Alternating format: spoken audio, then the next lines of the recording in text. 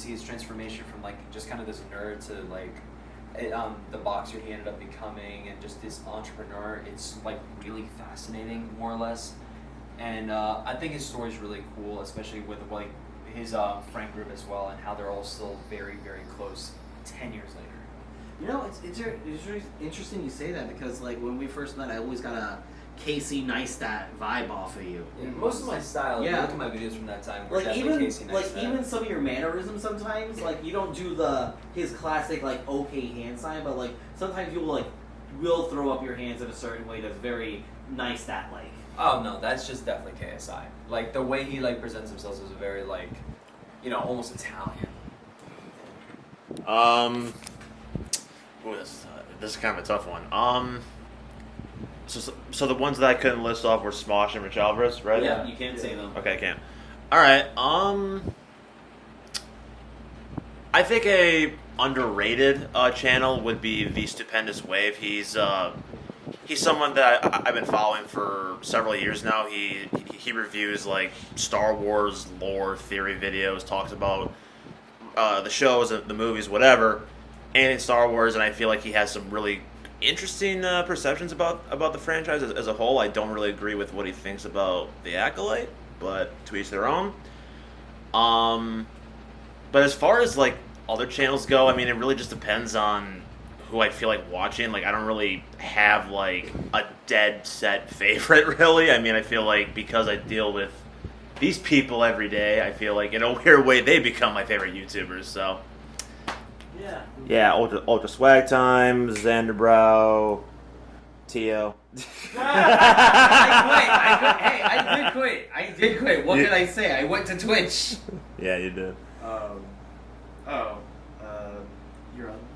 Red Letter Media was my other one. That's a great one. Okay. I watched their half of the bag reviews, and it's just like, even though I don't agree with like everything they say, they also explain where they're coming from, and even though they might not like a movie, they're not going to condemn you for not liking the movie. It's just like, because it's like, for example, Star Wars is the one that everyone goes to, whether you're going to have a good or bad opinion about it. It's just like, they didn't like Acolyte, but they gave it a fair shake, they gave it a fair chance, and they explained why they didn't like Acolyte. It's not all the lore-breaking reasons or whatever bullshit controversy that part of the fandom wants to say.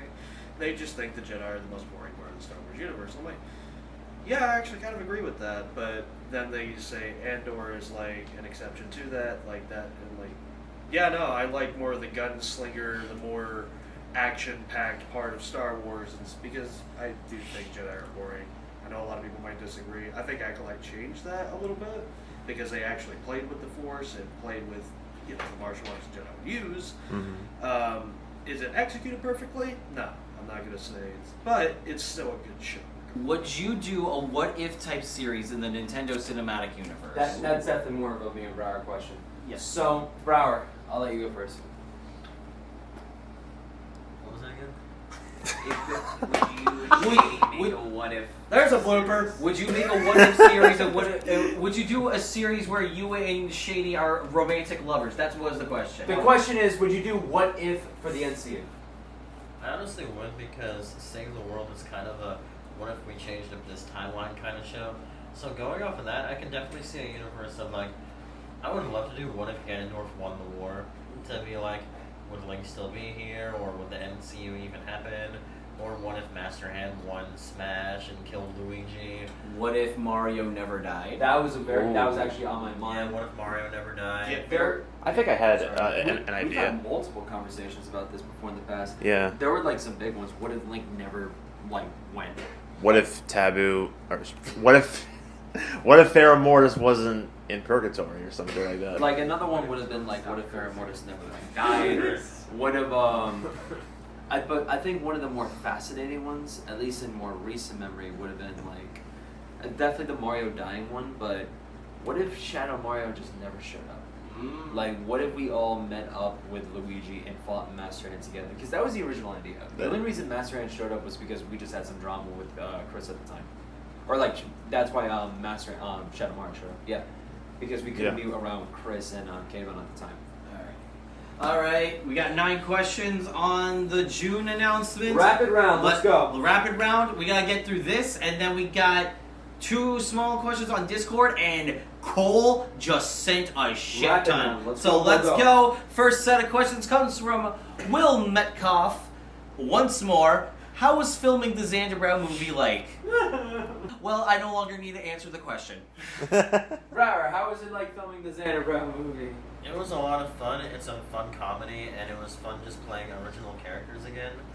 And it was honestly one of my more favorite films to shoot. I will Just say, scene by scene, it was very fun to do.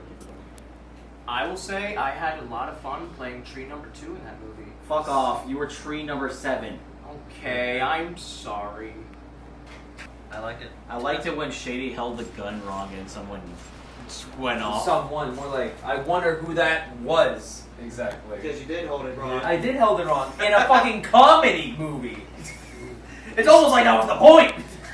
Let's all be honest here. It shouldn't be called Zaandarbrow Alright, movie. Anyway, I gotta answer that question. Yeah. What was it like filming the Zaandarbrow movie? To kind of go off of something that Emily said earlier when you were talking about Unknown Plumber, that was kind of this. It really did feel like that was kind of my Unknown Plumber a little bit. There was definitely some lack of direction. I kind of like got on Brower's ass about that a few times, and I definitely know like a lot of people talked to me and they said like, what the fuck even is this? And I had to kind of explain to them that like, don't look at this as Zaandarbrow the movie. Look at this as Skit the movie. Like, Which would be very Zaandarbrow, honestly. yeah, but that's what I'm getting at though. It's like the advertising itself was a little weird because like it was Zaandarbrow the movie, but what is Zaandarbrow at the end of the day? Is it like this? Is it that?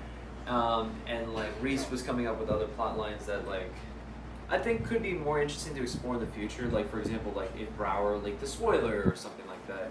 But in this case, it was about like Brower stealing music from the mafia, and we didn't understand if we were supposed to take this seriously because Brower was trying to hype it up like we were, but then it's a apparently we comedy. weren't. But that's what I'm getting at. That's what you told us later. At first, you were trying to like say, "Oh no, this is like something I want to take seriously." So eventually, we kind of got our footing into the comedy aspect. That's why I'm more excited for Xander 2 because now we know what it is. So I'm more excited for Xander 2 than I ever really was for Xander 1. All right, the last question from Will Metcalf is really only for Brower. Since you're doing a sequel, can I make a cameo? Yes! All right, moving on. Anyone can. If you can get down here. Yeah. Yeah. Our next set of questions comes from a name I have not seen in a long time, Marty Man. Oh, he's an OG. Okay. Yeah. Hey. So, Brower, in your movie, you're looking for customers who need help with their video, either editing it all together or being a cameraman to help get that best cinematography quality video. If you are, well, this is a long one. If you are really looking for people for help on their videos, like maybe me one day, my question is, what is your business requirements or commissions? Like, how much money to have you edit my videos or recording videos? But if it's a simple skit, just send me like $50. If it's a whole hour-long thing with effects, send me $200 because that shit takes a long time. Yeah. All right. Work on your rates, but I agree. Okay. Send me $500 if it's like a 2-hour We'll video. talk. Just we'll talk. contact Yeah. him about it if Yeah. you're actually interested. Yeah. Okay, that was his only question. Okay, so our next set of questions comes from David Utt, and he's David! he's gonna be hitting something good. I think because of how outdated this is, I think I'm probably just gonna have to skip to his one other question. Because it was about Droid Breakout, the trailer coming out. That was more about what it was, and which let's go to the second question. So his other question is AI a continental concern for you guys? Sora is currently in development as well as Google text-to-video software. These are big leaps in the film industry and is worth talking about. If it isn't a concern, will you use it yourselves for this channel? Will it replace the FX artists you hire? And Oh god. Start with you. I gotta keep this as simple as I can. You? Nothing happened. Fuck off. Damn it, Emily. I'm someone who does understand how AI can be used as a really good tool for us to use. However, it's something that's just like, I can't in good conscience really use it, given how companies like harvest the data from their users to put to it. Like recently, there's this whole thing going on how Jacksepticeye had his voice taken by Apple to be used for AI training. Yeah, it's horrible. And it's just Without like, consent. if it's something that is done ethically, sure, I could consider it. If it, for like something like, oh, I absolutely cannot do this, I'll maybe consider it. But I'm somebody that's like, I don't think this is going to replace anybody, because it's like, at the end of the day, you're not going to replace human hard work with a computer. I agree. Yeah. I'm actually really curious how you're going to answer this one. Why? Listen, I don't particularly like AI. At the end of the day, human work, what someone puts in, maybe not perfect, but you can definitely feel the heart from it. Exactly. AI, Exactly. Yeah. AI, like you say, it's stealing other people's work. I think at best, you could use it as maybe like a previs idea to then pitch to other people Yeah. and have them go from there. But even then, I would still say like, there's nothing wrong if like you have an idea and you are a shitty artist, but you draw it and then you show it to someone, because guess what? That's just, you're getting an idea to them. Not to mention that it's just like, yes, it's in development, and the more it's used, the more it's going to be trained. But it's like, I've seen things from Sora, and it's really bad. It's really bad. Also, I will say, at least a lot of the like intent is very clearly by like big companies, people saying like, we want to not to pay people. Yeah. We don't want to pay the artists. We want to use this thing because it's easier. But they use things like, oh, this is the best way it can fit my vision, and it's like, no, you just don't want. You don't want to do the You work. just I don't guess, want to do the work. You don't want, and you don't want to collaborate with someone. Yeah. I guess, yeah, no, I'll just keep getting my friends or close film people to help me out, but, like, the only thing I ever used it for was, like, can I get a quick thumbnail? Sure. Or TikTok. What do I look like in the 1800s? Oh, this. Like, that's the only thing I ever used it for. Funsies. But yeah, no, people are better at work, so. Yeah. Alright, quick one, because you being the music one. Yeah, no. AI is something that should never be used for creative works in any sense of the word. It should only exclusively be used for things that are cold, calculated, and or like tactic related. Basically, AI should be used to make human lives better so that humans can create more without the burdens of other things, like other stresses, like having to like fill out spreadsheets like perfectly. You can utilize an AI with an algorithm to do that better for you, or some other way. But creative, never. There is a way it can be used creatively, like with Square Enix, they actually used some AI on Final Fantasy. But what they did, it wasn't like they were using it to cut like a major corner. No, they wanted to give their animators an easier time, so they used their own assets, plugged into the generator, and that's how they were able to do lip syncing. To add on to that, that's just another stance of mine. If you must use AI, or if you really want to, then it's definitely a great idea to make your own model and to rely on your own sources of stuff, and because that way you can at least argue it's ethical. Then you're still using your own creative work. Yeah. And Anybody got a pen I can borrow? I need to run some shit down. Anybody got a pen or pencil? Sadly, I don't. But Yeah. you know what? Real quick, let's just make it brief because we are killing time. Yeah. All right.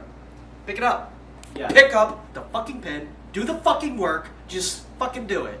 I'm sick of this shit. Like, okay, fine. You can use it ethically. If you really want your vision to fucking happen, just get off your ass and do it. Learn a skill. Like, play to your fucking strength. But saying it's too expensive or I can't do it, that's just saying you don't want to do the fucking work. Period. Shady. At the end of the day, like AI is just that, it's a tool. Like in the same vein that like something like a treadmill can be a tool. Like if the more you do it, the more you can throw out your legs. Yeah. What I highly advise and like what needs to come into account, because I did watch like recently like Logan Paul's podcast with Donald Trump, and he brought up like a very good point, which was like they one time used Donald Trump's like voice and like face to make it look like he was announcing that he was launching a ton of nukes like over like Asia and like Russia. And like, usually when stuff like that happens, you only have like about 12 minutes to really check it in. And that way, why are you gonna check it retaliate?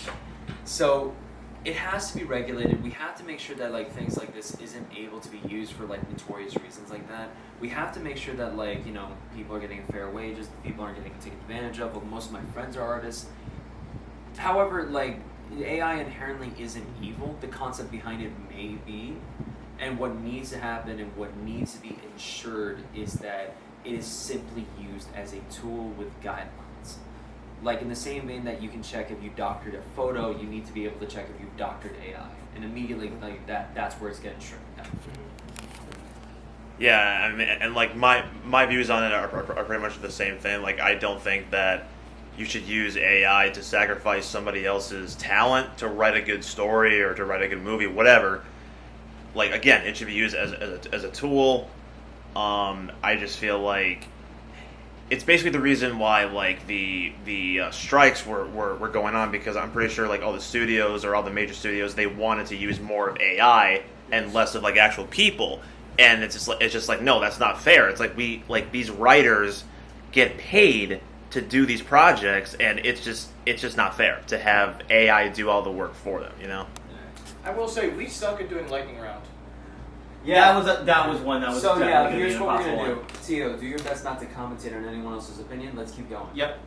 All right. Okay. But thank you, David. Looking forward to Droid Breakout. All right. Our next set of questions comes from a very new. I don't know. I think a few people here may know of certain Made Easy Productions. Bolsarello. All right, let's go. Oh, I'm about to get a cattle prod. Snake. Anyway, keep going. Panky. Without diving into spoilers, what project are you guys currently working on is your most anticipated project? What has been the biggest challenge you guys have faced so far on those projects? All right, wrapping around. Let's go. Smash 2. What else do I gotta say? What else do I gotta say? That's it. We already know the challenges. I guess the project that we're working on right now, which Smash 2. Yeah. Yeah. Okay.